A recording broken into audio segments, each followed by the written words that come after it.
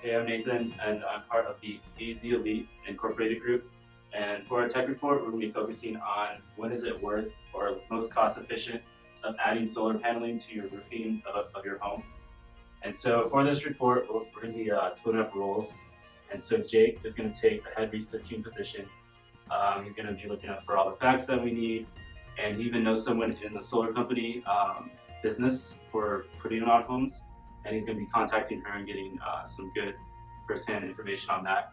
And then I am going to be doing the writing portion, doing the introduction, making sure the flow is good for our customer and everything like that.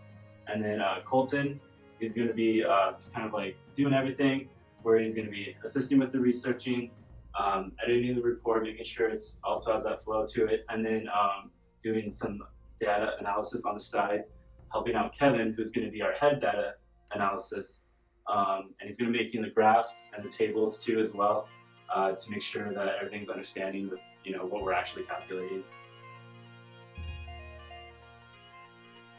Our initial findings are going to be, we found this quote that the renewable energy is a technology, not a resource.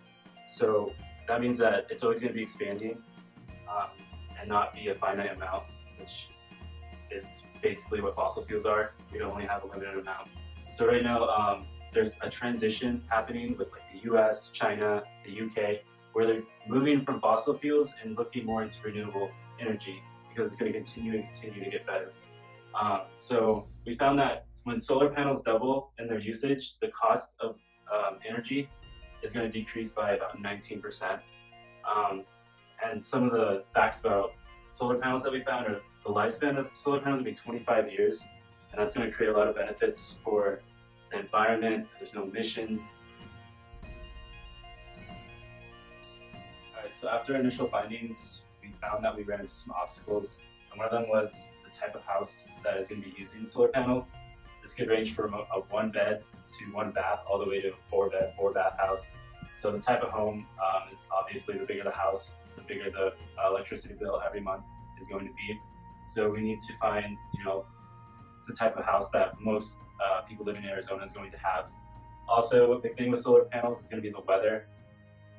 It only really works, obviously, when the sun is out. So at night, you can't really avoid that. But on cloudy days, you're not going to be gaining any energy from the solar panels. We did find, though, that, luckily Arizona, there are 300 days of sun. So it's not too big of a factor in our case, but definitely compensating for the weather is kind of a question that we do need to address in our tech report. And then the location of the house, we are thinking of focusing on the Valley area and the Phoenix metro, obviously because Arizona does have Flagstaff where there are a lot of trees for shade and it's going to be less sun than normal. So figuring out what location of Arizona to focus on is very important, as well as even maybe the orientation of the house, what side is going to get more sun than the other as well.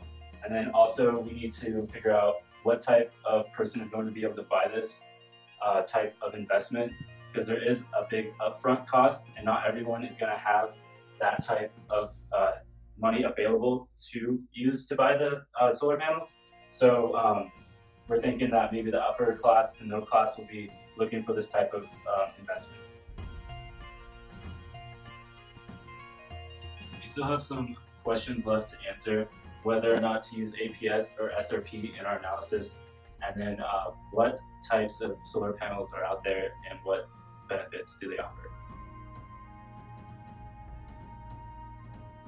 We found some data that would help create a cash flow diagram to help show an example of how much the upfront cost and how much you're going to make every 6 years back in your electricity bill.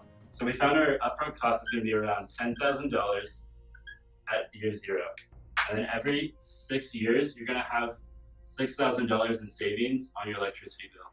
There is, however, every 12 years going to be a maintenance cost of about $1,400.